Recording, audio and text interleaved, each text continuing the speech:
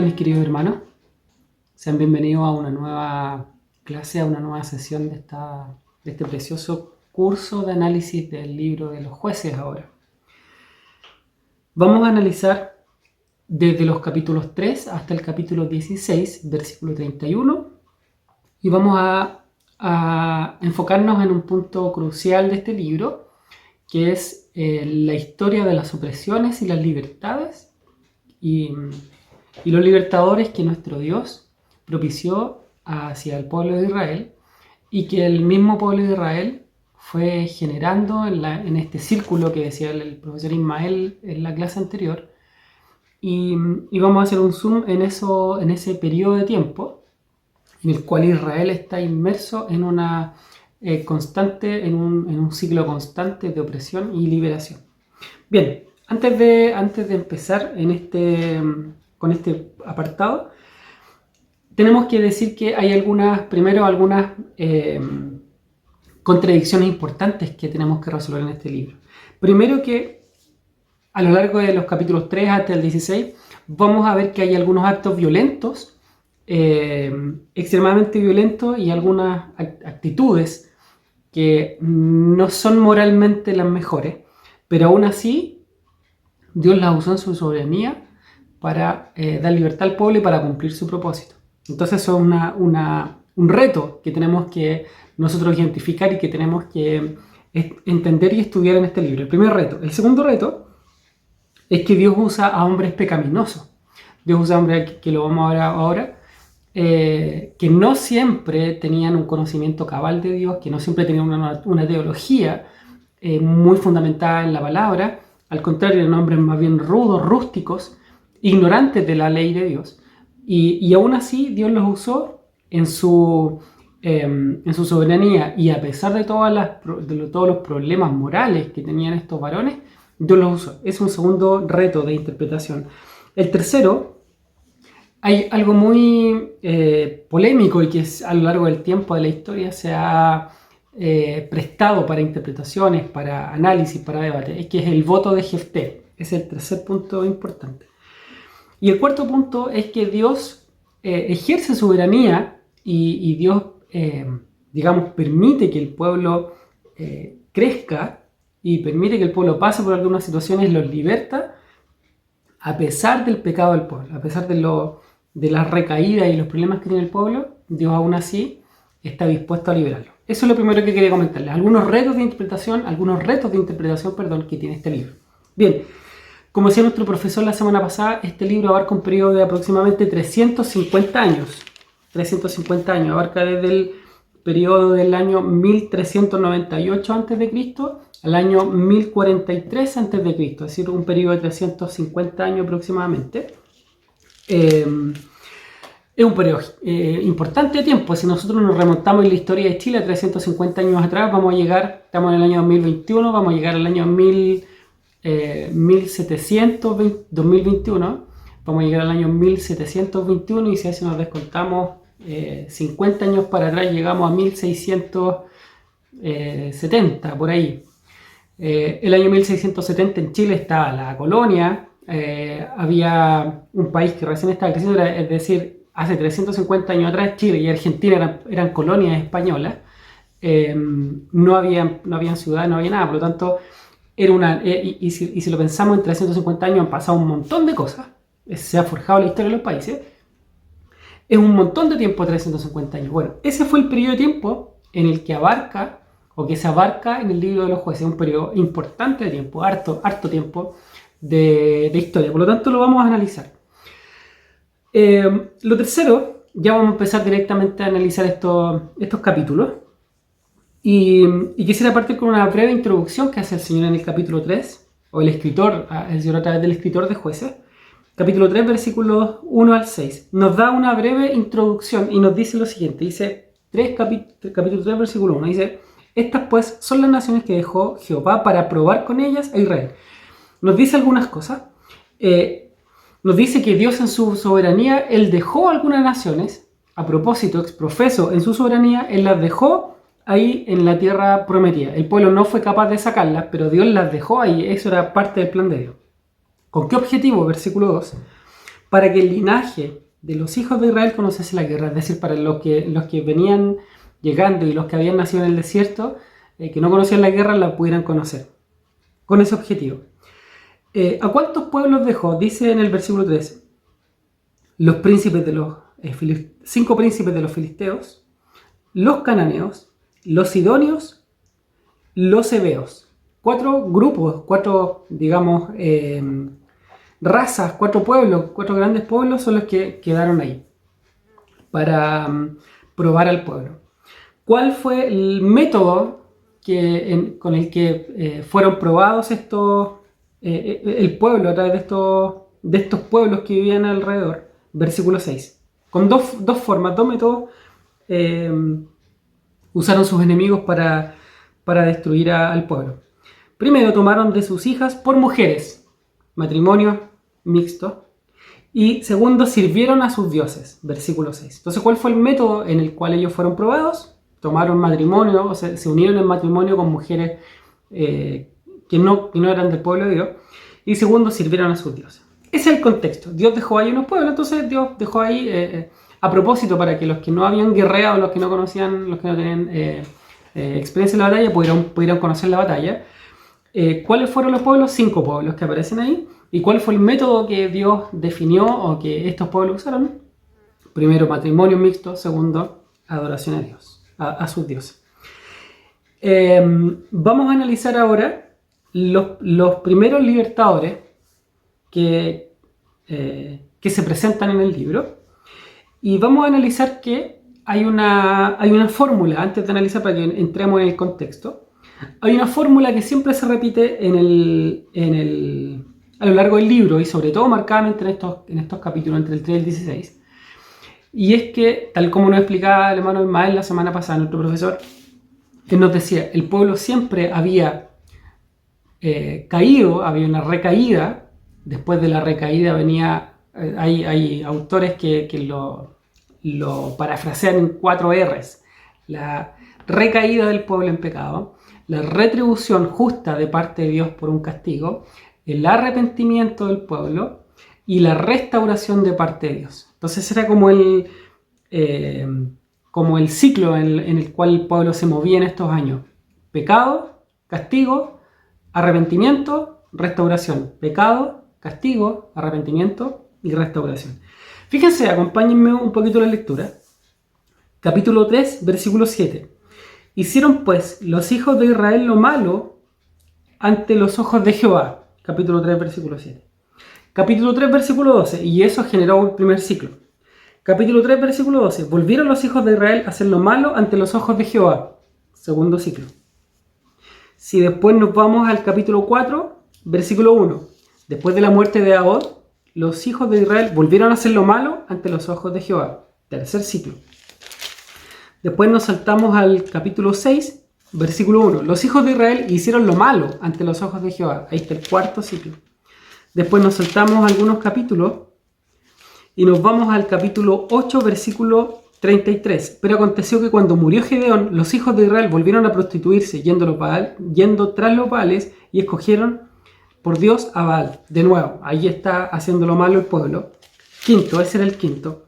Y el sexto, capítulo 10, versículo 6. Pero los hijos de Israel volvieron a hacer lo malo ante los ojos de Jehová.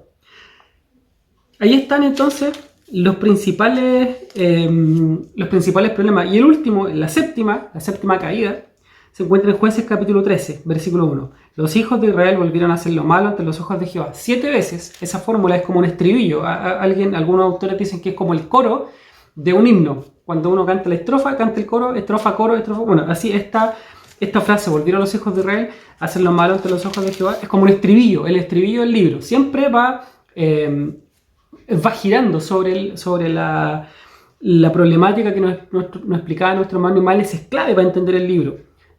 Caída o recaída o falla delante de Dios, volvieron a hacer lo malo, y después de eso viene el castigo, la retribución de parte de Dios, que era que los pueblos los oprimieran, y después de eso venía nuevamente el arrepentimiento y después la restauración de parte de Dios. Bien, el primero de ellos, el primer ciclo o la primera caída, se encuentra en el capítulo 3, en el versículo 7, y nos habla de Otoniel. Y nos dice que Otoniel fue el primer juez, uno de los primeros jueces que Dios levantó para liberar al pueblo, producto de su primera recaída.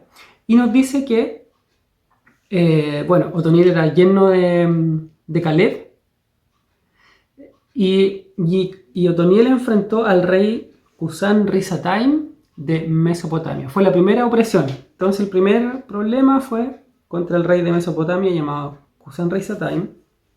Risataim significa doblemente malvado, así que tal vez era un título.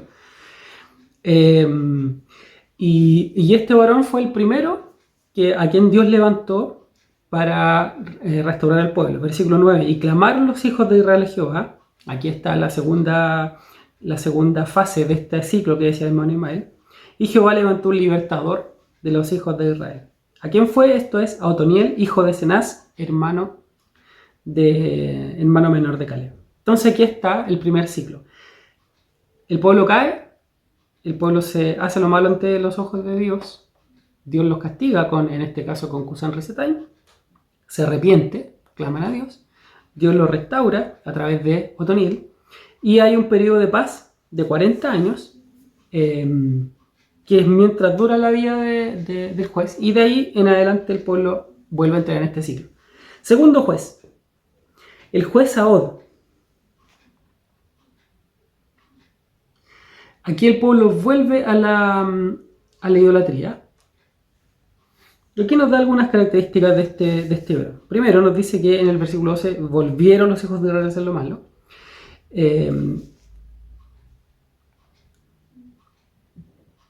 Y Jehová fortaleció a Eglón, rey de Moab, contra Israel por cuanto habían hecho lo malo. Dice, y este juntó consigo los hijos de Amón y de Amalek y los hirió y tomó las ciudades de las palmeras. Y versículo 15 dice, y clamaron los hijos de Israel a Jehová, y Jehová les levantó un libertador, Ahod. Aquí está el segundo, que era zurdo. Y aquí ya nos encontramos con algunas características. Este varón ocupó una mentira para asesinar al rey, o para darle muerte al rey a Eglón, que era el rey de Moab. Y él se acerca junto con otras personas, se acerca al rey, y como era zurdo, siempre el hecho de presentar la mano derecha siempre ha tenido o nació con el objetivo de un saludo en paz, es decir, como los soldados siempre llevaban sus armas en su mano derecha, el hecho de tenderse la mano con la mano derecha significaba que yo vengo en paz, significa que yo vengo con las manos libres de ningún arma. Por eso que nos damos la mano derecha, de ahí viene esa costumbre de saludarnos con la mano derecha. Bueno, como era zurdo este varón, se pudo presentar, seguramente engañó a la gente ahí, no cometió ruido, él entró hasta la pieza del rey, y le dice el versículo 20, y se le acercó a Ahod, estando él sentado en la sala de verano, y Ahod le dijo, tengo una palabra de Dios para ti. Y él entonces se levantó de la silla, y en ese minuto alargó a su mano izquierda, seguramente él venía con la mano derecha gesticulando, hablando, cuando el rey es engañado por él saca de su mano izquierda, saca el puñal y se lo entierra. Parece que este rey era muy gordo y se lo entierra hasta la empuñadura, de tal forma que la grosura, dice que le cayó sobre la empuñadura, enterró su cuchillo hasta la empuñadura, la grosura cubrió eso, y la gente dice que se demoraron mucho y ellos pensaban que estaba, y hay un eufemismo aquí, hay una palabrita que, un eufemismo es una frase que uno la usa para alivianar o para decir otra cosa. Fíjense lo que dice en el versículo 24. Cuando él hubo salido, se refiere a Ahod, vinieron los siervos del rey, los cuales viendo las puertas de la sala cerrada dijeron, sin duda él cubre sus pies en la sala de verano. Eso es un eufemismo, porque ellos pensaban que Eglón estaba en el baño, estaba haciendo sus necesidades propias fisiológicas. Entonces dijeron, seguramente se demoró, está en el baño, haciendo lo que uno hace en el baño. Y ellos dijeron, sin duda está en eso. Y claro, después cuando se demoró mucho tiempo, ellos dijeron, no, parece que no está cubriendo sus pies, sino que parece que algo pasó. Ellos entran y claro, lo encuentran muerto. Bueno, pasó Pasó este juez y el pueblo reposó por la tierra, dice el versículo 30, reposó 80 años. Versículo 31. Este rey, el segundo entonces, viene de Moab y es el rey Eglón. El primero era de Mesopotamia y de Cusán-Risataim. Segundo, Moab, el rey Eglón. Tercero, recién, o la primera vez que aparece en la Biblia, los filisteos. Versículo 31. Después de Ahod, apareció un tercer juez llamado Samgar, hijo de Anat, del cual mató 600 hombres de los filisteos con una quijada de bueyes y él también salvó a Israel. No se dice más de él, solamente lo importante es que aquí ya menciona que hay una referencia a que los filisteos ya estaban apretando, estaban presionando al pueblo de Israel. Por lo tanto ya hay una referencia a que desde este minuto Filistea estaba presionando al pueblo de Israel. Nos vamos al cuarto capítulo y también aquí aparecen dos o aparece el cuarto o la cuarta jueza de Israel. Y aquí esto es interesante porque aquí ahora quien viene a atacarlos es el rey de Canaán llamado Sísara. Y aquí yo le pondría, si tuviera que hacer un sermón de esto, le pondría que es la victoria de las mujeres. Porque aquí en este capítulo 4, quienes se llevan el protagonismo y quienes son remarcados de mejor forma son dos mujeres. Y hay un personaje llamado Barak que es medio secundario. Bien, nos dice en este capítulo que gobernaba en aquel tiempo, capítulo 4, versículo 4, gobernaba en aquel tiempo de Israel una mujer, Débora. Esta mujer era profetisa y era la esposa de Lapidot. Débora significa abeja. Y ella, más que ser digamos, directora, una jefa militar, ella era alguien que efectivamente hacía justicia. Dice que en el 5 que acostumbraba a sentarse bajo la palmera de Débora entre Ramá y Betel en el monte de Efraín y los hijos de Israel subían a ella a juicio. Ese es el contexto entonces. Cuando Sísara, que era el rey de Canaán, atacó a Israel, entonces estaba gobernando esta mujer que hacía juicio, que era Débora, una mujer muy juiciosa. Y cuando viene este problema con Sísara, dice que ella envió a llamar a Barak, hijo de Abinoam de Sedes de Neftalí. Y ella le dice, ¿no te ha mandado Jehová Dios de Israel diciendo, ve, junta a tu gente en el monte Tabor y toma contigo 10.000 hombres de la tribu? Fíjense que ella ya sabía que Dios le había dado una orden a Barak. Le dicen, ¿no te mandó Dios? Y toma contigo 10.000 hombres de la tribu de Neftalí y de la tribu de Zabulón, y yo atraeré hacia ti al arroyo de Sisón, a Sísara, capitán del ejército, y Javín, con sus carros y su ejército, y yo lo entregaré en tus manos. Aquí la mujer le dice, Débora le dice, oye, ¿tú no tienes una orden de Dios para que vayas y enfrentes con tu ejército a Sísara, capitán del ejército del rey Javín? Y el hombre le dice, Barak, versículo 8, aquí es donde enfrentamos lo que yo les decía, varones llenos de imperfecciones, y Dios los muestra, la palabra los muestra tal como son. Barak dice, si tú fueres conmigo, yo iré, pero si no fueres conmigo, yo no iré. Eso es miedo, eso es temor. Entonces el hombre, en lugar de tener la confianza en Dios, porque Dios ya le había dado la palabra a ella, dice, Dios no te dijo que fueras a la guerra ya, no te dijo que enfrentaras, que tomaras tu ejército. Y él dice, yo voy a ir solo si tú vas conmigo. Entonces ella le dijo, mira, yo voy a ir contigo, a pesar de que tú tenías la orden, le dice, yo voy a ir contigo, pero la gloria no será tuya, sino que será de una mujer. Porque por mano de una mujer, Jehová venderá a Sísara. Entonces aquí nos muestra algo que es interesante, que a pesar de que, y aquí abro un paréntesis, a pesar de que mucha gente dice que la Biblia es un libro machista, y por ignorancia, absolutamente ignorante, el otro día, un día en el templo hacíamos una lista de cuántas mujeres se mencionan en la Biblia, y hay un montón de mujeres.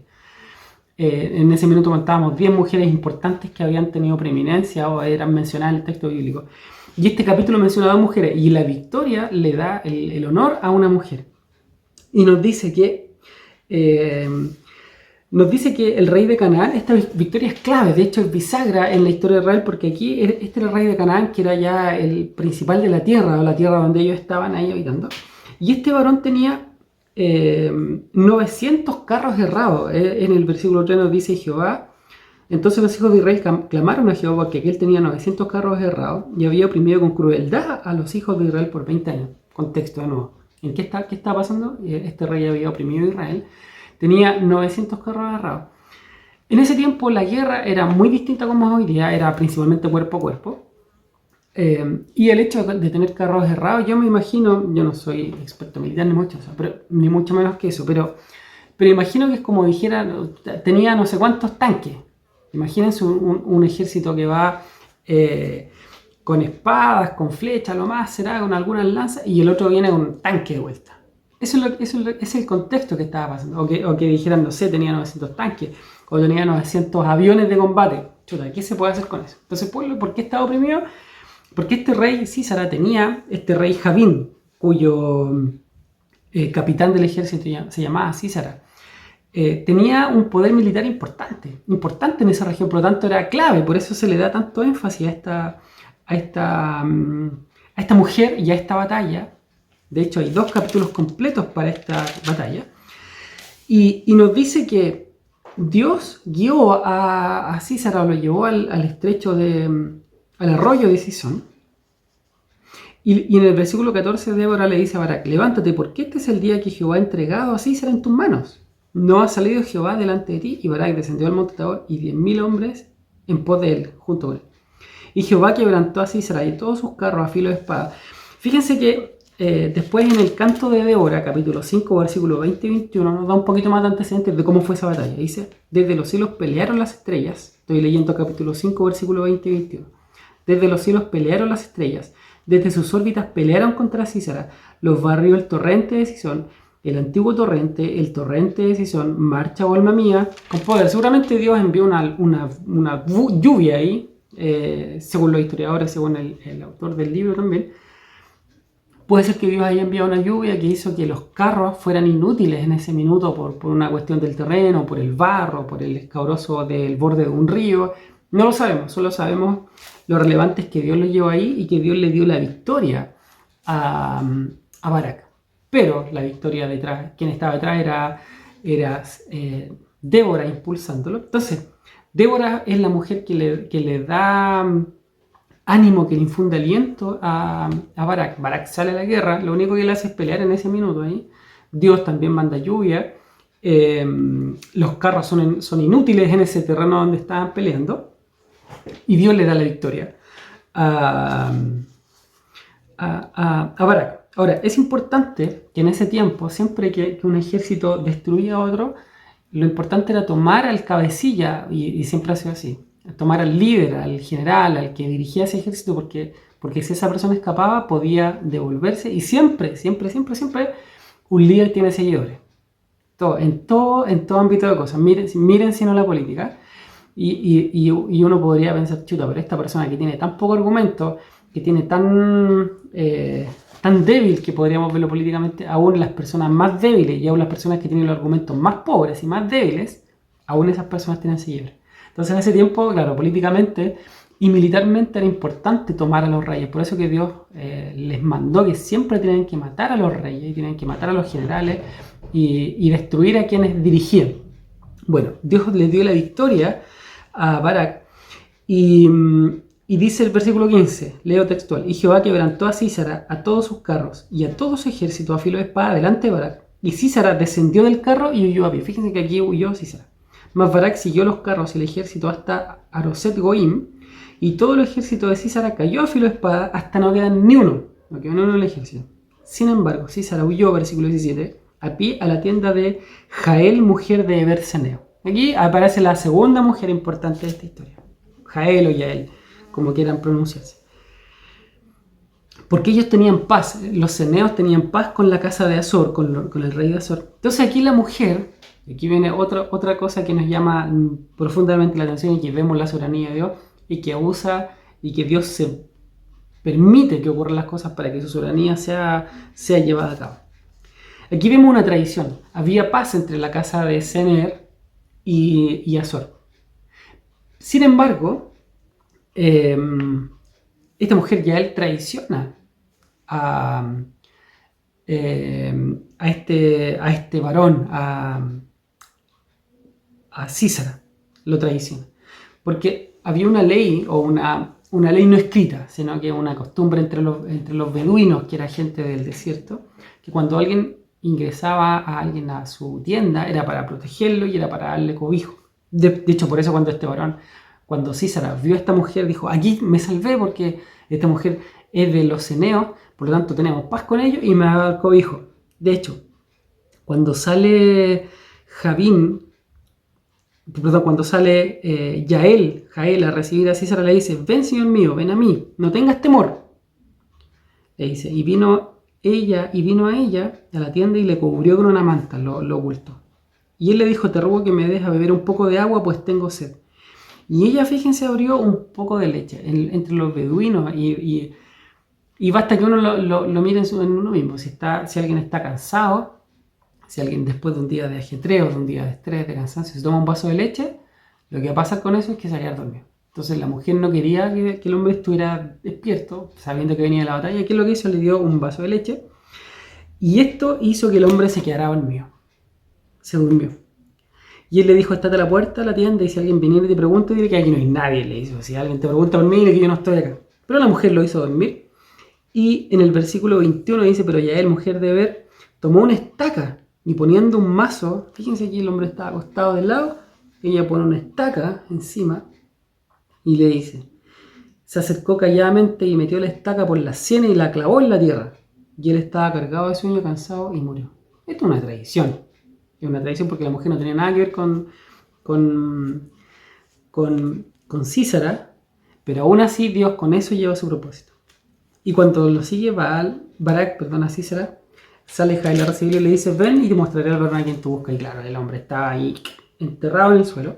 Y así dice el versículo 23, así Dios abatió aquel día a Javín, rey de Canaán, delante de los hijos de Israel. Y de la mano de los hijos de Israel fue endureciéndose más y más contra Javín, rey de Canaán, hasta que lo destruyeron. El capítulo 5 nos muestra un cántico interesante también de analizar. Así fue la historia de cómo estos dos jueces, Débora como principal, Barak como actor secundario y Jael como la que llevó a cabo la muerte de dos mujeres y un hombre, son los que liberan al pueblo de Canaán.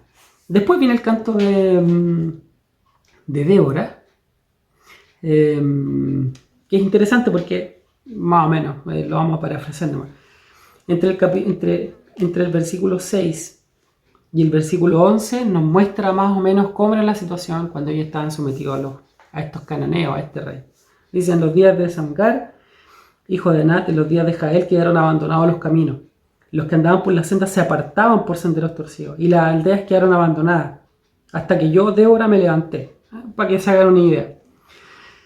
Después amonesta a los nobles, dice, vosotros los que cabalgáis en asnas blancas, los que presidís en juicio, vosotros los que viajáis, hablad, lejos del ruido de los arqueros, en los abrevaderos, allí repetirán los triunfos de Jehová. Bueno, ahí está diciendo cómo era la situación antes. Después hace un análisis muy interesante, dice, de Efraín vinieron los radicados en Amalek, es decir, ellos pidieron ayuda a Efraín y Efraín vino. Después dice, de Maquir descendieron los de Zabulón. Sí, pidieron ayuda a Zabulón, también Zabulón vino. ¿Vino Isaacar? También vino Isaacar. Pero Rubén no vino. Entre las familias de Rubén hubo grandes resoluciones del corazón. Ellos se entusiasmaron los de Rubén. Pero después dice, ¿por qué te quedaste entre los rediles para oír los balidos de los rebaños? No vino Rubén. Después nos dice, Galaad se quedó al otro lado del Jordán. Tampoco vino. Dan, ¿por qué se estuvo junto a las naves? Tampoco vino Dan. Entonces aquí empieza como a hacer una retribución y después en su cántico ella hace una crítica a los que no vinieron. Bueno, aquí hay algo muy interesante.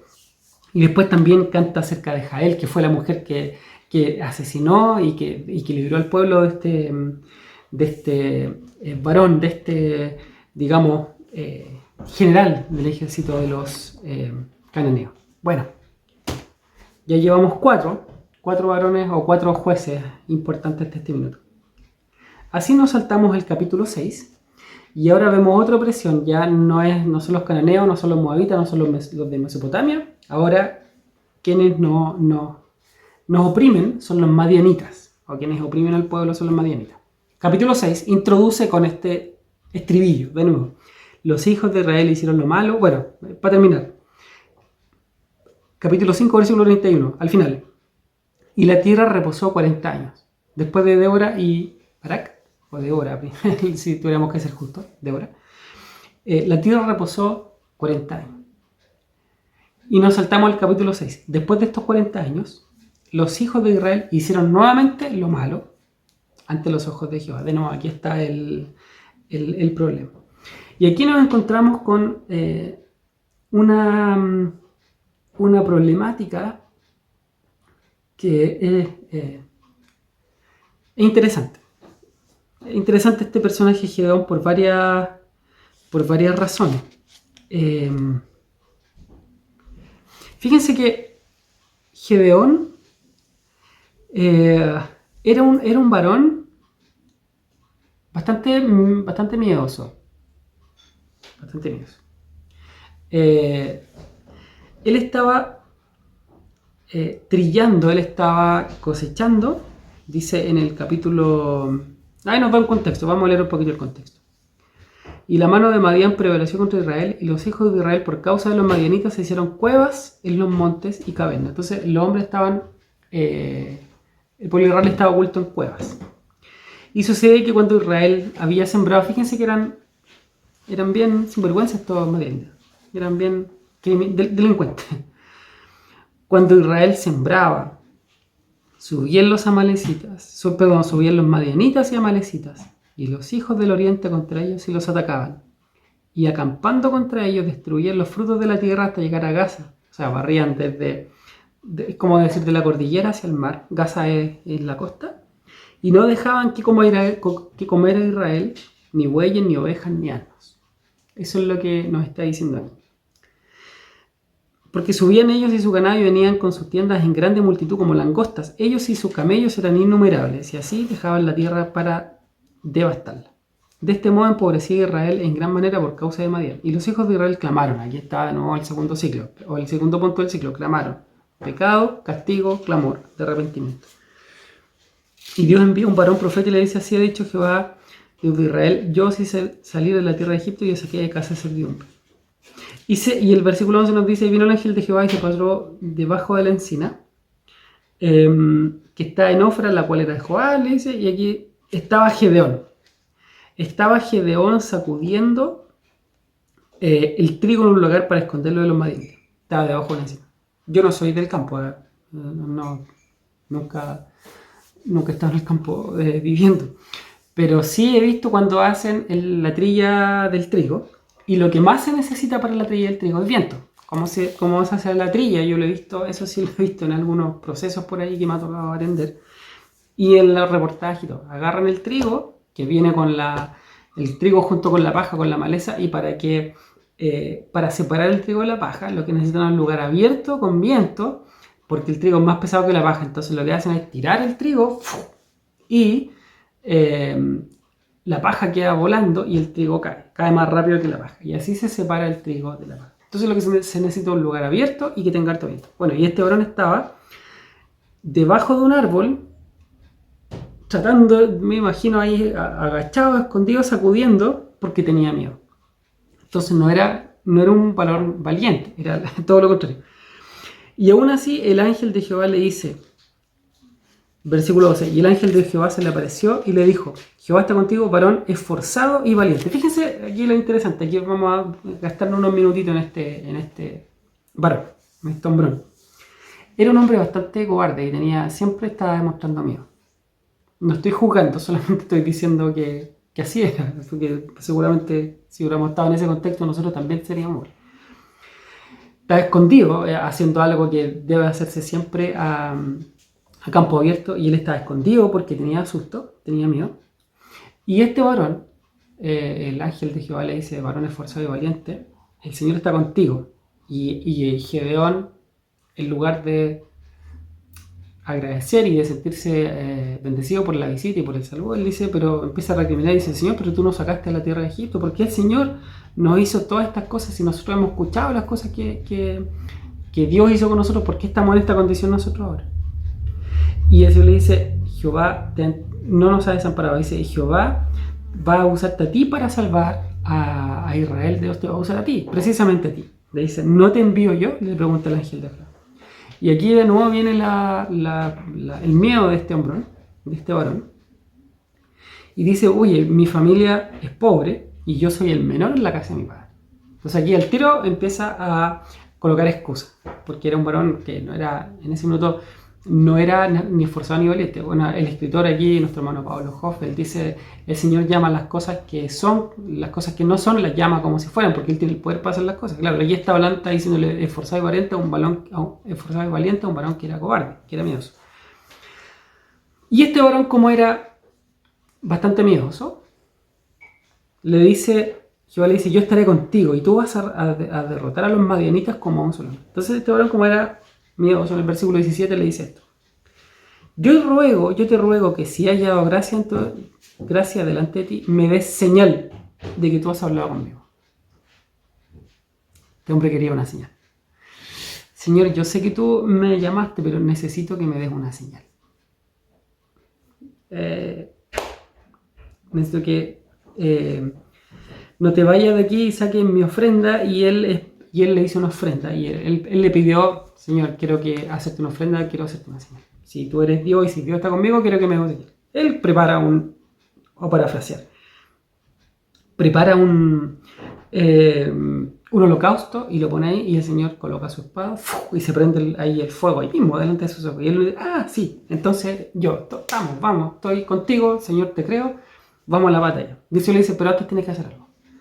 Lo primero que tienes que hacer es derribar el culto de Baal, que está ahí en medio de la ciudad. Tienes que ir y cortar, le dice en el versículo 25, toma un toro del hato de tu padre, el segundo toro de 7 años, derriba el altar de Baal que tu padre tiene y corta también la imagen de acera que está junto a él. Y edifica en su lugar un altar a Jehová tu Dios en la cumbre del peñasco, en un lugar conveniente. Y tomando el segundo toro, sacrifícalo en el holocausto con la madera de la imagen de acera que habrás cortado. Aquí hay un mensaje bien, bien bonito, pero estudienlo ustedes, leanlo, porque es algo bien interesante. Dios le dice, anda y corta esa imagen de Baal que está allá junto con la imagen de acera y derríbalo. Después toma el segundo toro y sacrifícalo. Y haga un altar ahí en un peñasco, en un lugar conveniente. Versículo 27. Entonces Gedeón tomó 10 hombres de sus siervos e hizo como Jehová le dijo, pero temiendo hacerlo de día por la familia de su padre y por los hombres de la ciudad, lo hizo de noche. Miedo. Este varón esforzado y valiente, de nuevo tiene miedo. Bueno, él va y cumple el trabajo, cumple la orden que Dios le dio. Bien, lo hizo en la noche, que nadie lo viera. Y después el otro día vienen los varones y dicen, oye, alguien sacó la imagen de acera, ¿qué vamos a hacer? Chuta, empecemos a buscar, indagaron por ahí los hombres de la ciudad, apareció la estatua en el suelo, la sacaron, algo pasó, chuta, empezaron a averiguar, Gedeón. ¡Oh! Y van a la casa de Gedeón y Gedeón estaba ahí y sale el padre de Gedeón. Aló, Gedeón, toc, toc, toc.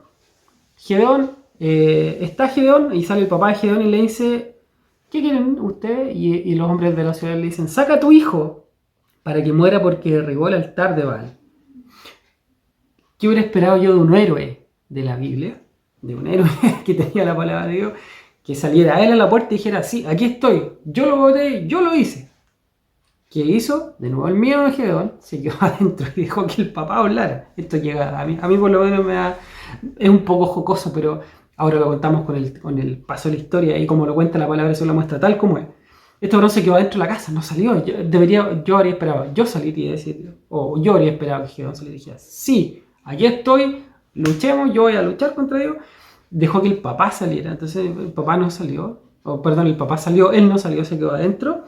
Y el papá le dice, oye, pero ¿ustedes van a pelear por Baal? ¿Ustedes van a pelear por la imagen de acera? Les dice él. Dejen que peleen los dioses solos, dejen que el Dios se defienda, dejen que el mismo Dios venga y se defienda. Y alguno de ustedes tendrá que contender contra o esperar que el mismo Baal contienda por sí mismo. Bueno, los hombres se fueron y por ese motivo este varón fue llamado Jerobal porque él botó la estatua. No fue todo lo heroico que hubiéramos esperado, no fue todo lo superhéroe que hubiéramos esperado con alguien que tenía ya la confirmación de Dios, pero lo hizo. Formas más, formas menos, podríamos decir, lo hizo, derribó el altar y de ahí es conocido como Jerobal.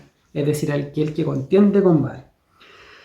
Pero los madianitas, aquí nos dice el 33, y amalecitas y los del oriente se juntaron a una y pasando acamparon en el valle de Jezreel. Entonces, y aquí viene el Espíritu de Jehová, y aquí viene lo que me faltaste. El Espíritu de Jehová vino sobre Gedeón. Cuando éste tocó el cuerno, los abiezeritas se reunieron con él y vinieron y envió mensajeros por todo Manasés, y ellos también se juntaron con él, y asimismo envió mensajeros a Aser, a Zabulón, a Neftalí, y los cuales salieron a encontrarle. Entonces aquí ahora Gedeón es más valiente. Pero fíjense aquí de nuevo. Y Gedeón le dijo a Dios: si has de salvar a Israel por mi mano, como has dicho, dame una última señal.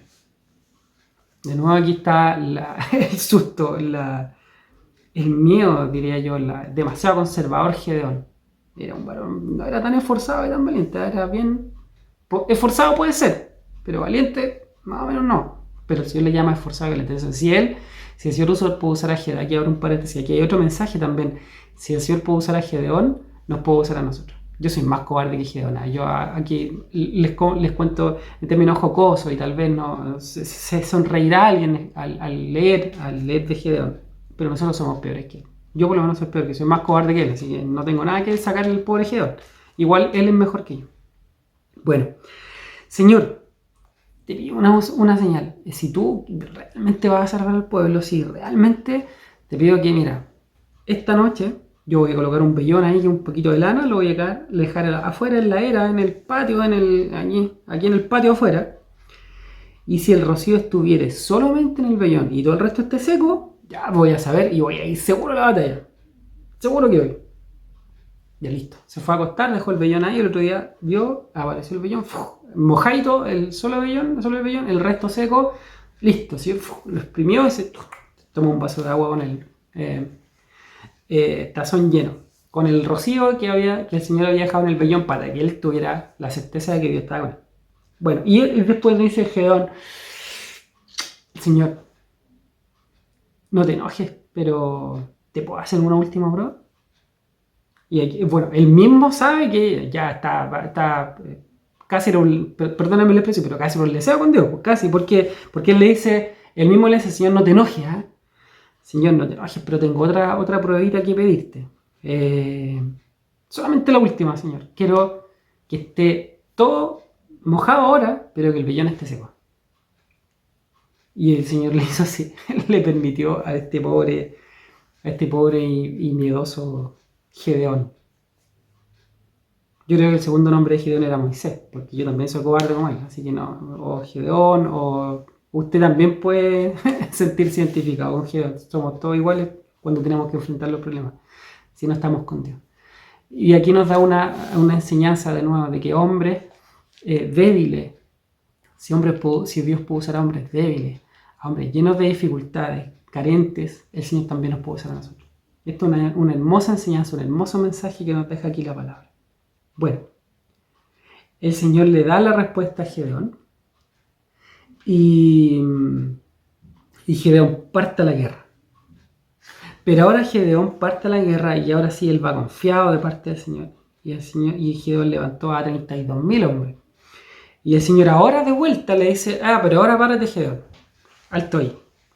Tú ahora que estás seguro porque yo te cumplí, te prendí el fuego del altar, el fuego del holocausto. Después tuviste miedo cuando fuiste a sacar a la imagen esta de Baal y de Acera. Después me pediste una señal porque tenías miedo, me pediste mojar el vellón. Después me pediste que estuviera todo seco y todo mojado y el vellón seco. Y aún así yo te he dado toda la respuesta, le dice: pero ahora en la guerra vamos a hacer a mi modo, le dice el Señor, para que no te lleves la gloria, porque tú eres demasiado cobarde. Entonces no quiero que tú te lleves la gloria, sino que ahora toda la gloria es de Dios. Entonces le dice: ¿cuántos hombres tienes? 32.000. Diles lo primero, que los que tengan miedo se vayan para la casa. Primera cosa. Y Gedeón toma a su ejército y le dice: los que tengan miedo, váyanse para la casa. Yo hubiera esperado que se fueran unos 1.000, qué sé yo, 32.000. Se fueron 22.000. Que eran 10.000, casi todos tenían miedo. Bueno, no era un ejército como tal, Israel no tenía ejército en ese minuto. Por lo tanto, era razonable esperar que la gente tuviera miedo. Aquí nos da una enseñanza. En la iglesia, el que no aporta, el que no suma, va en contra. Por eso la palabra del Señor dice que el que no es con nosotros, es contra nosotros. El que no junta, esparce.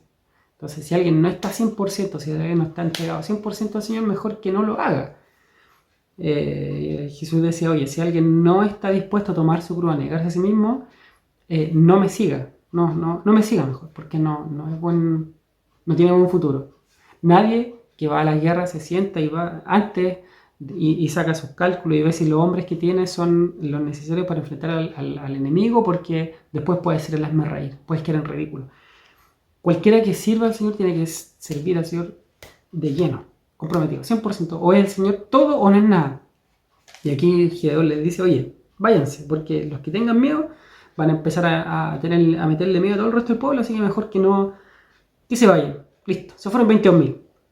Se le dice, bueno, ahora aún son muchos, porque si tú ganas con 10.000 contra 135.000, eran muchos más los que venían contra él, tú vas a decir, fui yo, fue mi estrategia, fue mi ejército, fue mi mano. Entonces se le dice, no, todavía son muchos, llévalo a un arroyo y ahí te los voy a probar. Y aquí el Señor hace dos cosas.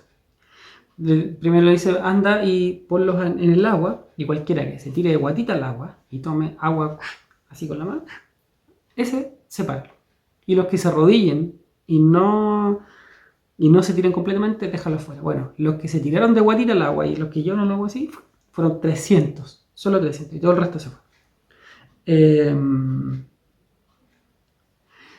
Hay una película que hace algunos años atrás se llamó 300 y que ensalzaba la historia épica de los espartanos en Grecia. Bueno, los primeros 300, antes que esos 300 fueron estos 300, que sería una guerra 300 contra 135.000. Era un montón de gente, era mucha gente, 135.000 personas. Bueno, y se fueron los otros 9.700, quedaron 300 nomás. Y el Señor le habla de nuevo a Gedeón y le dice, versículo 10. Versículo 9 dice, y aconteció aquella noche que Jehová le dijo a Jeroboam, levántate y desciende al campamento de tu enemigo, porque yo lo he entregado en tu mano.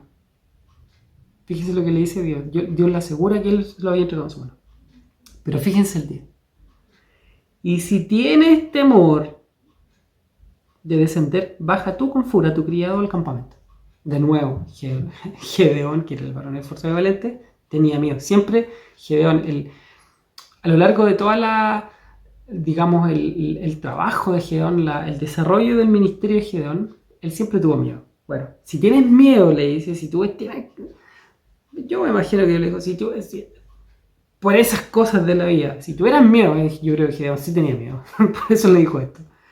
Baja y anda, escucha lo que están diciendo. Bueno, Gedeón, como tenía miedo, bajó.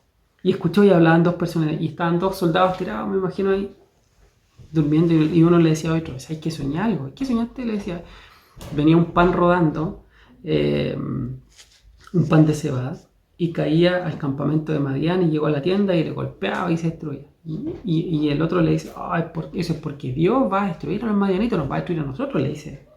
Y esa voz se empezó a correr por el ejército. Entonces el ejército ya estaba asustado. Eso sin duda fue obra de Dios, de colocar terror en ellos. Y eso lo escuchó Gedeón y dijo, ya, ahora sí que sí. Ya, más allá del holocausto que Dios lo prendió, más allá de que yo fui de noche y me oculté para sacar a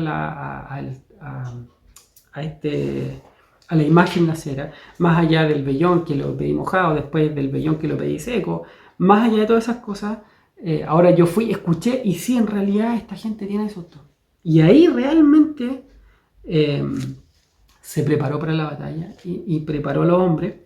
Y versículo 16 dice, y repartiendo a los 300 hombres en 3 escuadrones, hizo 100, 100 y 100, les puso, en lugar de colocarle armamento de guerra, espadas, qué sé yo, les puso trompetas.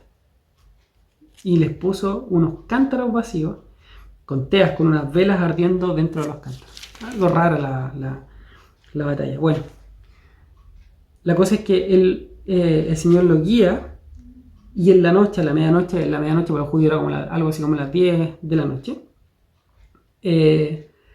ellos se acercan por arriba del campamento, separados en 3 grupos, 100, 100 y 100, y en lugar de pelear ellos empiezan a gritar, por Gedeón, por Jehová y por Gedeón. Empiezan a gritar, empiezan a golpear a las trompetas, empiezan a meter bulla, y el ejército, que ya estaba asustado, que sin duda era una obra de Dios que había puesto terror en ellos, se confundieron. Y dice en el versículo 22 que Jehová puso la mano de su compañero cada uno contra otro, y estos hombres se mataron unos a otros, ellos mismos, los madianitas, se mataron unos a otros, y Dios le dio la victoria a Gedeón.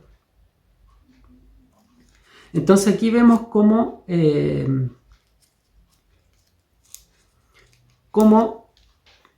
Dios usó a Gedeón a pesar de todas sus debilidades, de todas sus flaquezas, a pesar de todos sus problemas. Dios lo usó, a pesar de todo su miedo y su temor. Bueno, terminó la batalla, Dios les dio la victoria, Dios les dio paz. Y capítulo 8, nos saltamos al capítulo 8.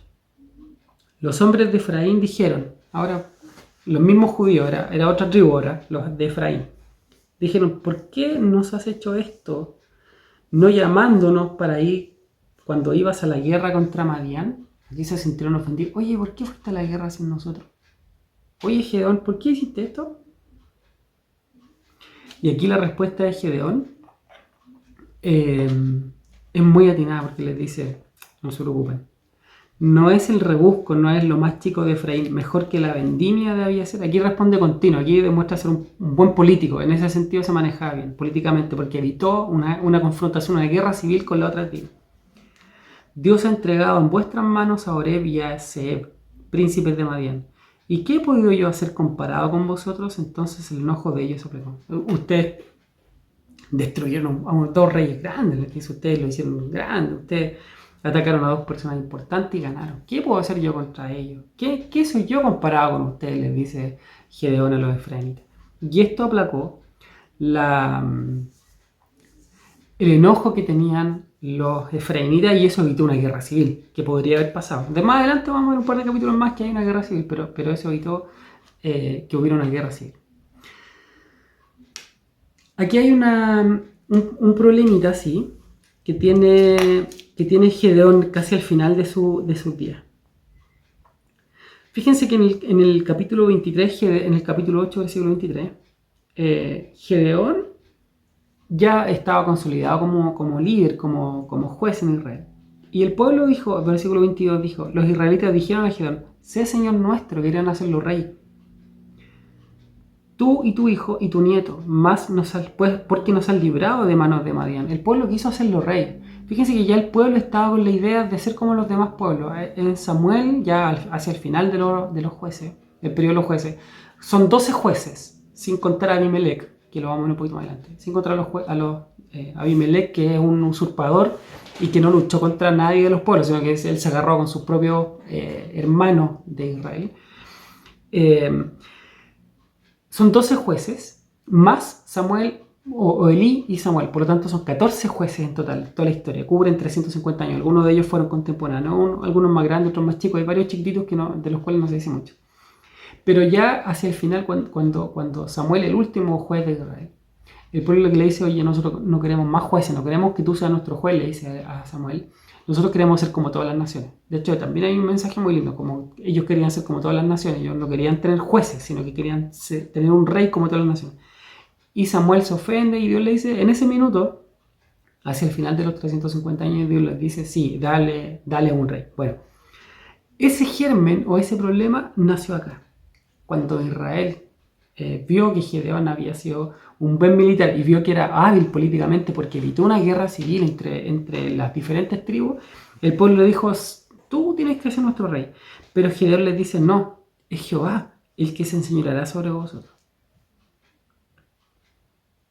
Entonces aquí Gedeón, si bien es cierto, él es medio contradictorio porque él reconoció que Jehová era el juez sobre ellos y que él no podía ser rey. Si él dijo, pero háganme una cosa, háganme un favor, les dice Gedeón, tráiganme todos sus zarcillos y sus cosas de oro. Y él hizo un efod, versículo 27. Y Gedeón hizo un efod, el cual hizo guardar en su ciudad de Ofra, y todo Israel se prostituyó tras ese efod. Entonces, aquí tenemos hasta el problema de Gedeón. Gedeón, siendo un hombre de Dios, a pesar de que era cobarde, pero era miedoso, pero era un hombre de Dios, al final también falló, porque él hizo un efod. Seguramente ni siquiera siguiendo las reglas y las normas de lo que Dios había establecido, él lo hizo. Entonces, eso fue un error y eso permitió que el pueblo se prostituyera, siguiera y adorara ese efod. Quizás que lo que él esperaba, él tal vez le esperaba hacer un efod desde un punto de vista político, de tener un símbolo político, a pesar de que él no quería ser rey, a pesar de que no quería usurpar el liderazgo espiritual, él sí quiso usar esa figura de un efod. No sabemos por qué lo hizo, solo sabemos que el resultado de esto fue nefasto porque el pueblo se prostituyó. Él mismo dice después que practicó la poligamia, versículo 30, tuvo Gedeón 70 hijos que constituyeron su descendencia porque tuvo muchas mujeres, poligamia. Y una concubina que estaba en Siquem le dio un hijo que puso por nombre Abimelech. Aquí está el germen o el problema de lo que viene a continuación. Versículo 33. Pero aconteció que cuando murió Gedeón, los hijos de Israel volvieron a hacer lo malo, volvieron a prostituirse yendo atrás de los Baales. Y no se acordaron los hijos de Israel de Jehová tu Dios, de Jehová su Dios, que los había librado de todos sus enemigos, y se mostraron agradecidos con la casa de Jeroboam o de Gedeón, el cual es Gedeón, conforme a todo lo que él había hecho de Israel. Bueno, aquí hay un problema de que al final el hombre se desvió, cometió un error, y Dios aún así lo ocupó. Bueno, era el plan de Dios. Nos saltamos a Abimelech. Abimelech era uno de los hijos. Versículo 31 del capítulo 8 nos dice que era un hijo de una concubina de Gedeón, de Jerobal. Y este varón no fue un juez nombrado por Dios, sino que fue un usurpador. Era un hombre bastante malo en todo término, era cruel. De hecho dice que cuando él juró como rey, él fue un rey autonominado de Israel. Aquí quiero hacer un contraste. Dios había establecido que Israel tuviera un gobierno teocrático, es decir, Dios gobernaba directamente a través de algo que nosotros, a través de los jueces, y podríamos decir que el sistema de gobierno, el sistema político, por colocarlo de alguna forma y traerlo para que lo entendamos mejor, era un sistema federal, es decir, cada tribu se gobernaba por sí sola, tenía sus propios líderes, sus propios jefes de tribu, vivían en lugares separados, pero formaban una unidad común y como decía el profesor Ismael la semana pasada, esta unidad era religiosa. ¿Qué los unía a ellos? Era primero que eran todos judíos, pero principalmente eran religión, era la religión, era la fe la que los unía a ellos. Era un gobierno federal. Pensemos si lo tuviéramos que traer hoy día, es un gobierno como, qué sé yo, como Estados Unidos tiene un gobierno federal, donde hay distintos estados que están unidos y que cada estado tiene su parlamento, tiene su propio gobernador y están confederados en un parlamento común y tienen un presidente común. Alemania funciona de la misma forma, un gobierno federal donde hay distintos estados y cada estado se gobierna, se autodenomina, se rige por sus propias normas y estos confluyen, no tienen un parlamento común y tienen un presidente común, un primer ministro, generalmente es así. En Sudamérica, Argentina también los hermanos de allá tienen un gobierno federal. Brasil también tiene estados propios que se autogestionan por sí solos, gobiernos federales. Algo así, más o menos, era como se gobernaba Israel. Y este varón, este Abimelech, cuando murió su padre Gedeón, él se acercó al pueblo y fíjense que les dice,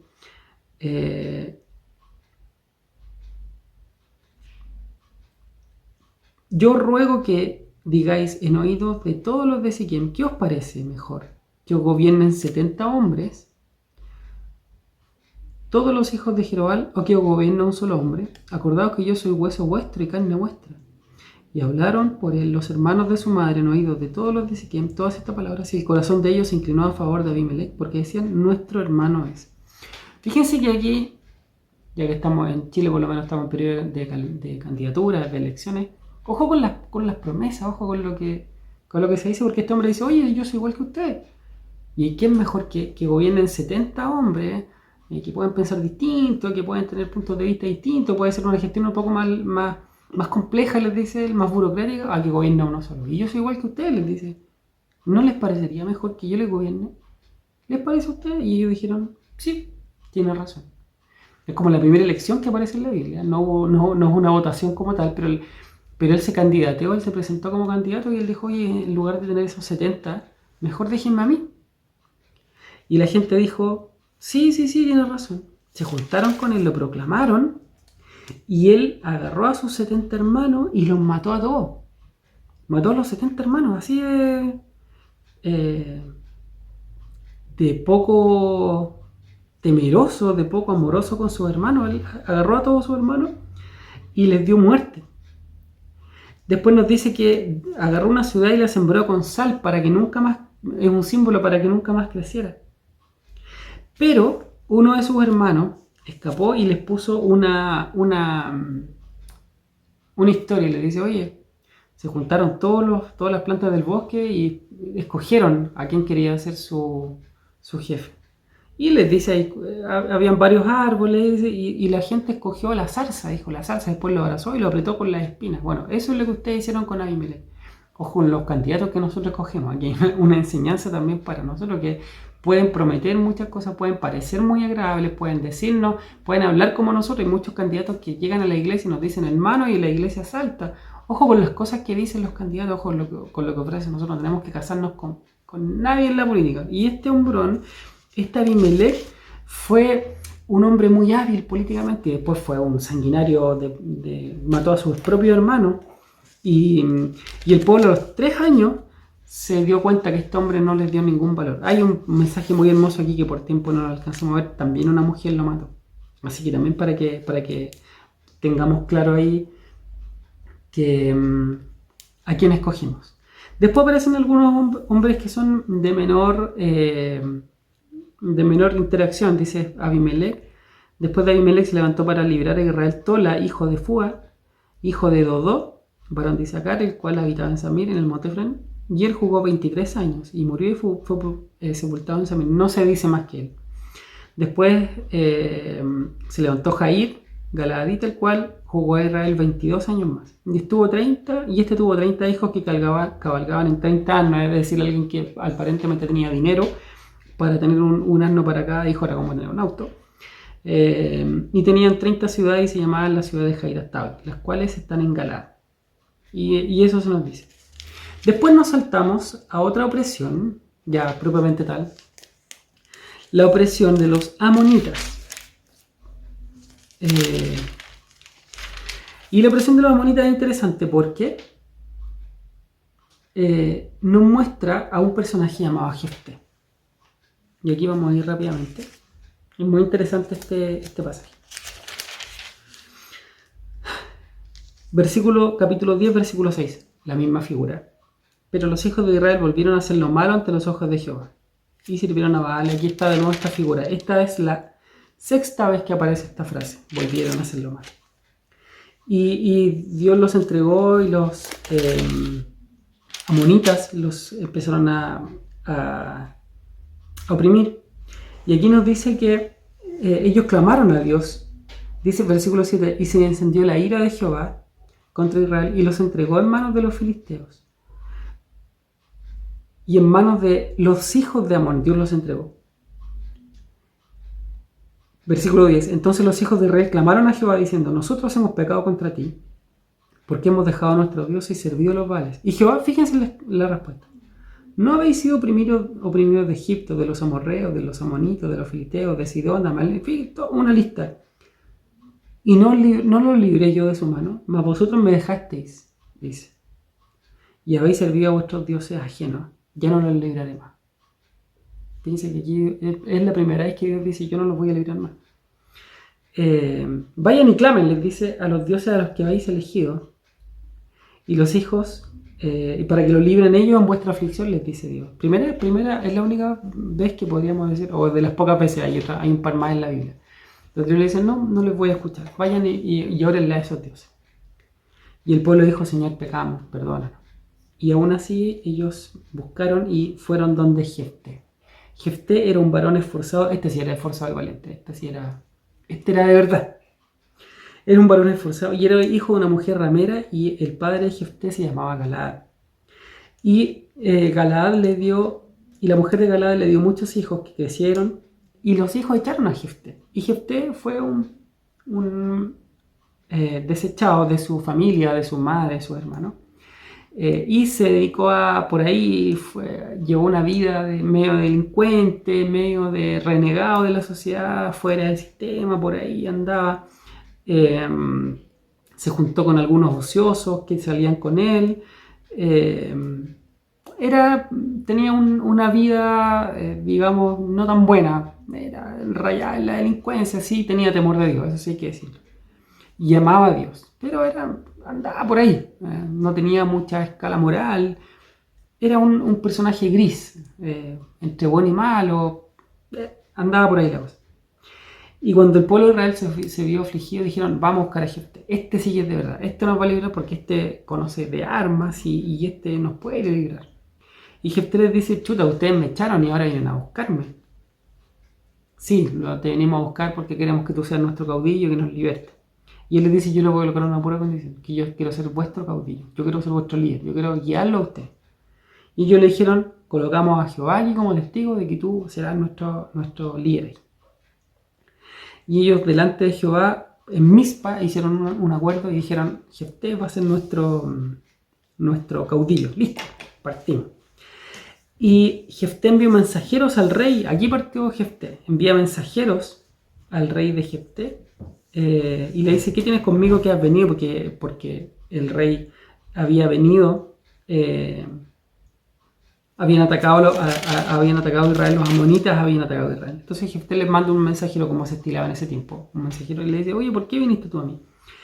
Y el rey de los amonitas responde lo siguiente, por cuanto Israel tomó mi tierra, leo el versículo 13, por cuanto Israel tomó mi tierra, cuando subió de Egipto, desde Arnón hasta Jaboc y el Jordán, ahora pues, devuélvele en paz. Entonces el rey de Amón le dice, oye, ustedes cuando venían de Egipto nos tomaron la tierra, devuélvanla ahora.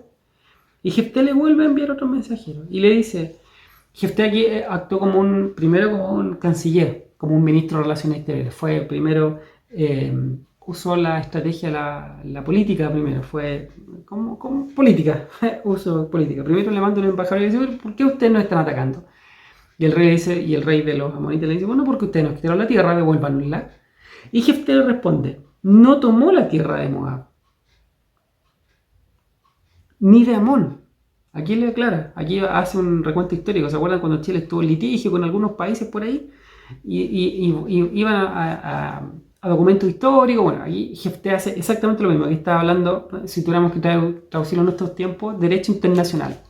Aquí están en un litigio por un conflicto limítrofe. Y Jefté está haciendo mención a un hecho histórico. No tomó la tierra de Moab, ni la tierra de Amón, le responde. Porque cuando Israel subió de Egipto, anduvo por el desierto hasta el Mar Rojo y llegó a Cades.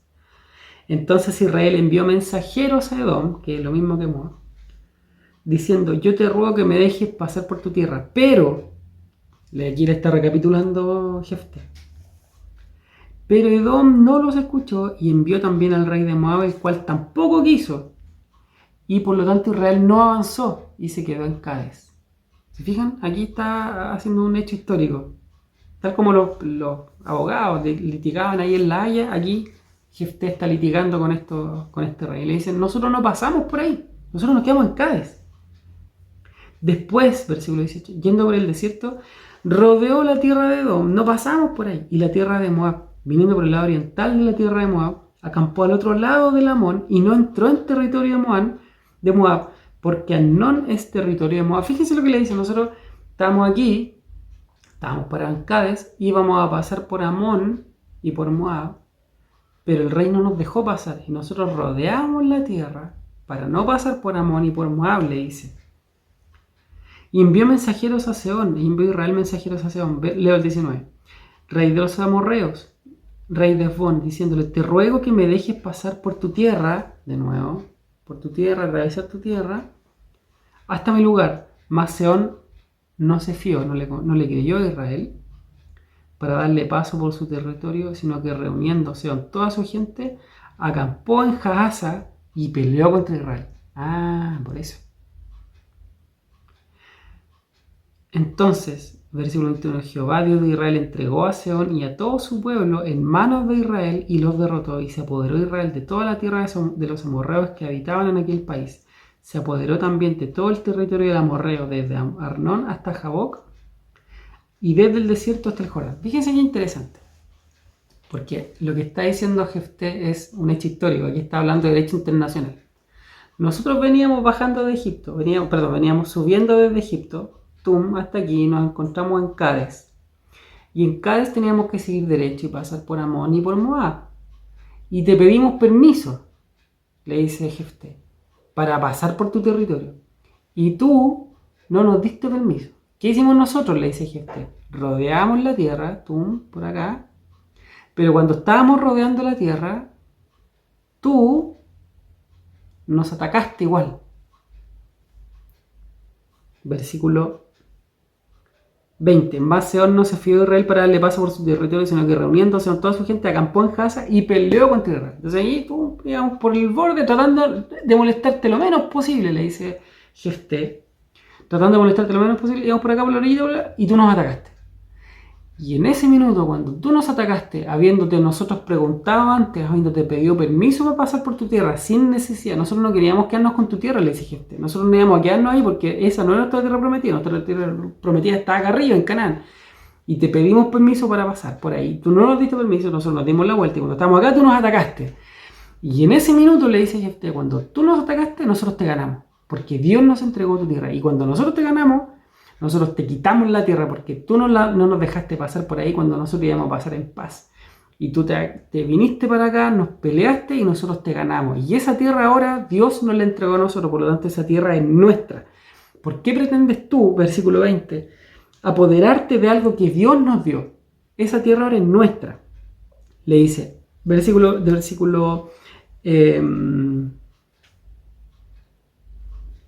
23. Así que lo que Jehová Dios de Israel desposeyó al amorreo delante de su pueblo, ¿pretendes tú ahora apoderarte de él? No, le dice, esto ahora es nuestro. Toda esta tierra que nosotros estamos peleando es nuestra, le dice, porque nosotros la ganamos porque tú nos atacaste primero. Porque nosotros te pedimos permiso, pero tú nos quisiste atacar, le dice. Por lo tanto, Dios nos la dio, ahora no te la vamos a devolver. Segundo, versículo 26. Cuando Israel ha estado habitando por 300 años en Hesbón y sus aldeas, y todas las ciudades que están en el territorio, ¿por qué no la recobraste antes? Le dicen. ¿Por qué nos viene a molestar ahora si ya pasaron de esos 300 años, estuvimos todos tranquilos en paz y tú no nos quitaste el tierra? ¿Por qué justo ahora? Bueno, entonces ahí le da su argumento.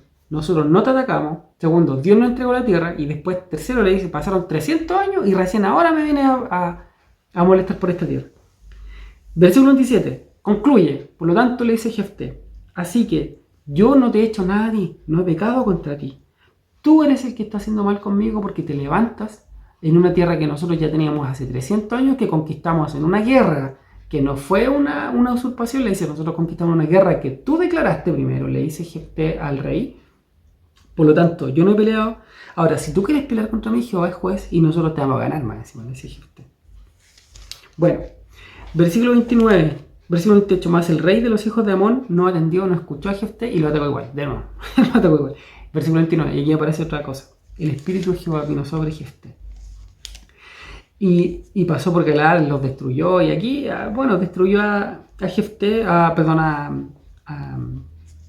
rey, pasó por Galaad, por Manasés, pasó a Mizpa y destruyó, y juntó a los hijos, y pasó a todos los hijos de Amón y ganó la guerra. Y aquí viene un problema. Jefté era alguien que amaba a Dios, era alguien valiente, era alguien que sí era de verdad, que sí es más, por lo menos para mí es más atrayente, porque fue desposeído, lo echaron, después lo fueron a buscar y él era valiente y era político y era bueno para la batalla, bueno para la guerra y todo. Pero tenía un problema y era muy ignorante de la ley y tenía una moral muy baja. era muy ignorante, amaba a Dios a pesar de que amaba a Dios. Él no conocía la ley y él dijo algo que nosotros muchas veces caemos en el error, de creer que Dios está comprometido por las cosas que nosotros podamos hacer. Y él hizo voto a Jehová diciendo, si entregares a los amonitas en mis manos, cualquiera que saliere a recibirme a las puertas de la casa, cuando yo regrese victorioso, será de Jehová y le ofreceré en holocausto. Un hombre valiente, bueno, esforzado, bueno para la batalla, buen estratega, buen embajador, buen en relaciones exteriores, manejaba el derecho internacional, manejaba la historia a la perfección a pesar de haber sido desterrado y desechado por su gente. Pero no conocía a Dios, no conocía la teología. Y él creía que Dios se iba a sentir comprometido con él por su compromiso. Él pensó que Dios le iba a dar la victoria por el sacrificio. Y Dios no importa, Dios no se conmueve con estas cosas. Dios le iba a dar la victoria igual porque era el plan de Dios. Y él hizo este terrible voto y él dijo, el primero que salga, yo te lo voy a ofrecer en holocausto. Y la primera que salió fue su hija. Terrible, triste. Bueno, ha habido mucha controversia respecto a esto. Sin embargo, lo que podemos decir es que el sacrificio era de muerte. No dice si Dios lo aceptó o no. Dios no se lo pidió. De partida Dios no se lo pidió. Dios no aprueba los sacrificios humanos. Dios nunca en la vida aprobó un sacrificio humano. No hay un registro en la Biblia. El único que Dios lo llevó hasta ese extremo era para probar la fe de Abraham. Pero cuando estaba a punto, Dios le dijo, no es necesario. Yo ya sé lo que hay en tu corazón. A Dios no le gustan los sacrificios humanos. De hecho, Dios no necesita nada que nosotros hagamos. No necesita sacrificio. Entonces Jefté pensaba que Dios se iba a sentir comprometido con él por este voto. Y cayó en algo terrible porque salió su hija y ella tuvo que...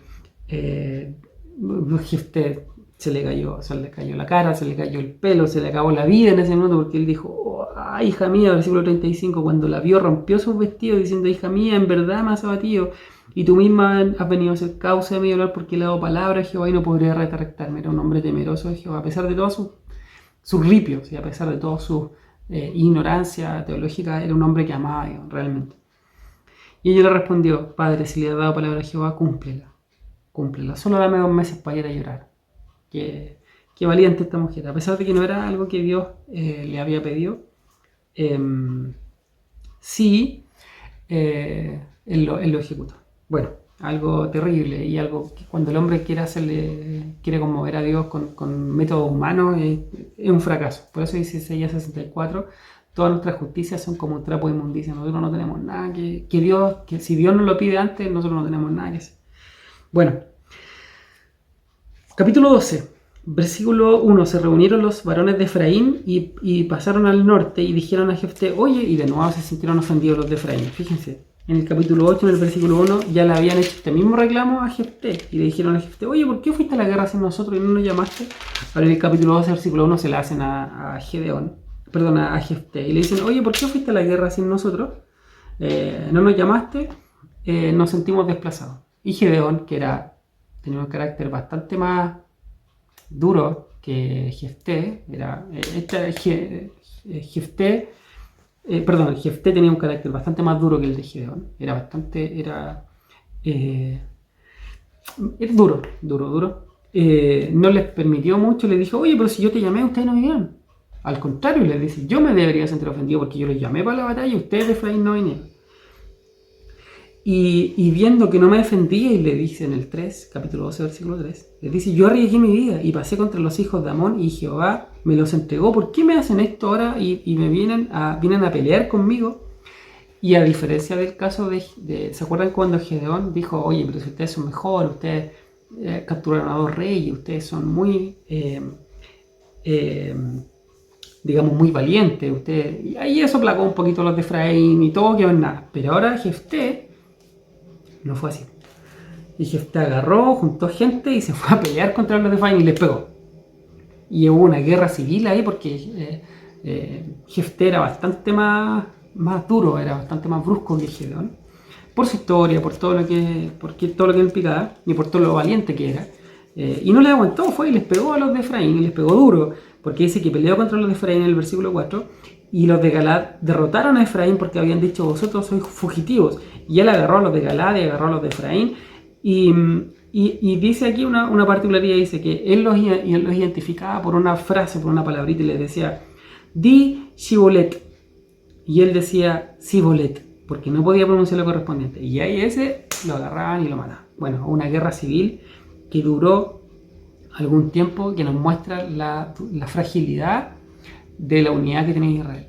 Y esto ya es parte de lo que algunos cientos de años después termina principalmente con la separación del reino del norte, reino del sur. Siempre ya desde aquí estamos viendo las raíces y estamos viendo la fractura que se produjo en el pueblo, que más adelante, vamos a verlo también después en algunos meses más, algunas clases más, que más adelante termina con la fractura y con la división del reino del norte y del reino del sur. Aquí están las fases de eso, aquí está la semilla, aquí está la raíz, la fractura, aquí está la primera rayita que nosotros vemos de fractura de ese tiempo, de esa división. Bueno, Jefté fue duro, agarró y les pegó a ellos, los mató, una guerra civil, terminó bien.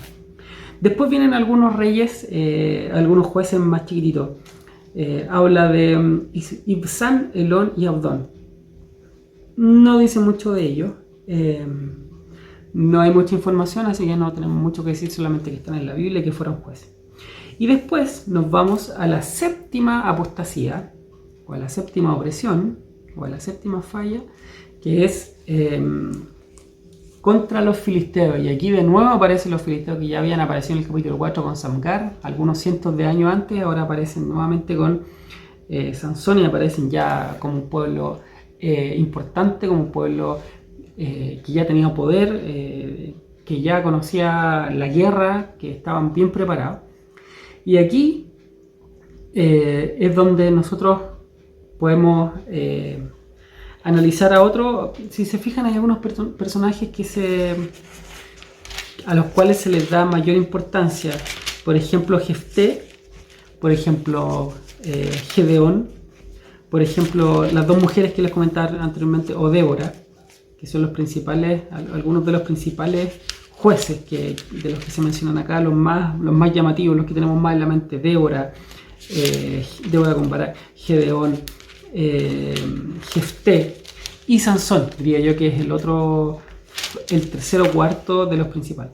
Sansón es un varón muy especial, muy particular, tal vez de los más prominentes. Yo diría que es de los jueces, creo que el juez más conocido, el juez que se roba la película, por llamarlo de alguna forma, el juez que conocemos más, el juez más mediático, por decirlo de alguna forma, el que es más conocido, a quien todo el mundo conoce. Son famosas sus historias con Dalila, su historia con Dalila. Y solamente decir que el pueblo israelí hizo lo malo y Dios levantó a este varón. Y la verdad es que la forma de luchar de este varón era bien particular. Él principalmente luchaba más bien por él. Diría yo que al analizar la historia, nosotros vamos a ver que él luchaba más bien por sus intereses.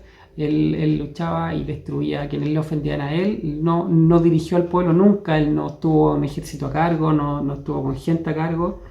Él se la pelea por sí mismo, no digamos que no dirigió al pueblo en alguna batalla así. Por lo tanto, él las veía por sí mismo. Él era un nazareo, era un varón consagrado desde el nacimiento de Dios. Y a pesar de ser un varón nazareo, consagrado desde el nacimiento, él tuvo muchas fallas morales. Primero, él dice la Biblia, o dice en el Levítico, que ellos no podían tocar, el nazareo no podía tocar, no podía tener contacto con un cuerpo muerto. Y lo primero que nos menciona acá, una de las primeras hazañas de Sansón, es que él mató un león.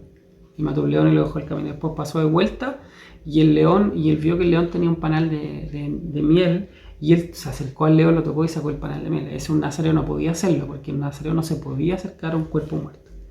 Bueno, después vemos que él se acercó a una mujer que era filistea, esto nos da a entender también que la relación entre ellos era muy fluida. Para que Sansón se enamorara de una mujer filistea, seguramente había un trato, había una relación muy cercana, seguramente comercial, seguramente tenían un trato entre ellos muy cercano con los judíos, por eso que finalmente terminaban relacionándose unos con otros. Bueno, era un hombre que tenía muchos problemas morales, era un hombre que violó constantemente su voto de nazareato, y esto nos lleva a pensar que Dios lo usó como instrumento a pesar de todas sus fallas, a pesar de todas sus falencias. Siempre violó su voto de nazareo. Lo importante también es decir que este varón, el hecho de que él fuera capturado por el corte de pelo, yo diría que sí, era un punto importante, pero él ya llevaba varias caídas. Había revelado varias veces o había demostrado que no le interesaba mucho su voto, que no le interesaba mucho su situación espiritual para con Dios. Por lo tanto, era un hombre bastante sensual en el sentido de que los sentidos, de que es lo que a él le gustaba. Y aún así Dios lo usó para liberar al pueblo. Ahora, la mayor victoria de este varón es paradójico, porque la mayor victoria fue en su muerte. Cuando él murió, él prácticamente descabezó la cúpula de los filisteos, y de ahí en adelante los filisteos no aparecieron tan relevantes como antes de Sansón. Yo diría que a la luz de lo que aparece en el libro, en el cuaderno, en el libro que deja nuestro hermano Pablo Job, este varón, la relevancia que tiene es cuando muere. Lamentablemente, por una vida llena de altos y bajos, más bajos que altos, siempre estuvo fallando, siempre estuvo dispuesto a vender su bendición, a vender su nazareato, siempre estuvo dispuesto a eso. No obstante, es mencionado entre los héroes de la fe. Al final de sus días, en el último día, cuando él destruye a todos los filisteos en esa fiesta, Dios lo responde y Dios lo respalda. La tragedia de Sansón es que él puso el nombre de Dios en entredicho. Cuando Sansón fue capturado, para los filisteos habían vencido a Dios. Dagón había vencido a Jehová, al Dios de los hebreos, de los israelitas. Por lo tanto, la mayor tragedia fue que él puso en entredicho el nombre de Dios. Por lo tanto, cuando él ya al cabo del tiempo, Dios lo respalda y él muere, él destruye a los filisteos, descabeza políticamente, seguramente militarmente, a todos los principales que estaban en ese momento, y Dios restaura a Israel a un precio muy alto, que es la vida de Sansón. Sansón aún así es mencionado, muchos de estos hombres, Gedeón es mencionado en otros pasajes de la Biblia. Débora y Barak son mencionados también en hebreo. A pesar de todos los problemas que tenía Barak, fue mencionado en la galería, en Isaías también, en la galería de los santos, de los hombres de la fe, de los héroes de la fe. Y Sansón también tiene un lugar importante en la galería de la fe, en Hebreos capítulo 11. Por lo tanto, estos hombres, a pesar de todas sus dificultades, a pesar de todos sus problemas y a pesar de todas sus falencias, ellos fueron instrumentos en las manos de Dios. Dios los usó y Dios los bendijo, y Dios cumplió su propósito en ellos y en el pueblo. Por lo tanto, esto nos deja enseñanza a nosotros, que si nosotros nos disponemos delante de Dios, el Señor no nos va a dejar. El resumen, el Señor no nos va a dejar y va a cumplir su propósito en nosotros, y el propósito que Él tiene para la iglesia a través de nosotros y para quienes nos rodean.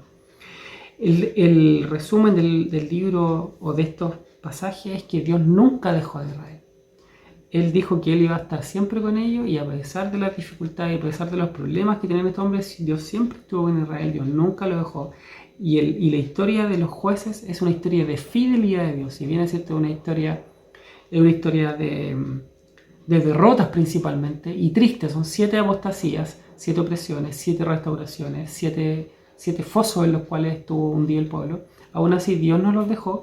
Dios siempre mostró su bendición y mostró su fidelidad con el pueblo, a pesar de que el pueblo no mostró la fidelidad con Dios. Bueno, esto es el mensaje. Hemos pasado muy rápidamente, a pesar de que fue muy, muy extenso el el tiempo, pero hemos repasado esto y hemos mostrado muy básicamente, muy encima. Revisen ustedes, lean, saquen, anoten versículos, pero lo hemos pasado muy encima, no se puede analizar todo en un periodo de tiempo tan corto, pero con esto basta para que el Señor en ustedes avive, incentive la curiosidad, incentive el deseo de entender más, de conocer más y de buscar más de la palabra de Dios. Yo me despido, el Señor les bendiga mucho, tengan ustedes una buena semana, puedan leer ver este video seguramente por parte, porque es muy extenso para verlo todo, ¿no? Léalo, escúchelo por parte y vayan comparando con lo que dice la palabra, estudien ustedes, saquen su propio apunte y van a conocer que este apasionante libro histórico, estos dos apasionantes libros que llevamos hasta ahora, de verdad que nos van a dejar una gran enseñanza espiritual. El Señor les bendiga y nos vemos en la próxima clase. Que estén muy bien. Esta fue una producción de la Iglesia Evangélica de Dios Pentecostal de Conchalí. Le invitamos a seguirnos cada jueves en nuestro culto en línea a través de Facebook y cada domingo a través de nuestro canal YouTube. Para más información, visite nuestro sitio evangelica.cl. Que nuestro amado Dios les bendiga.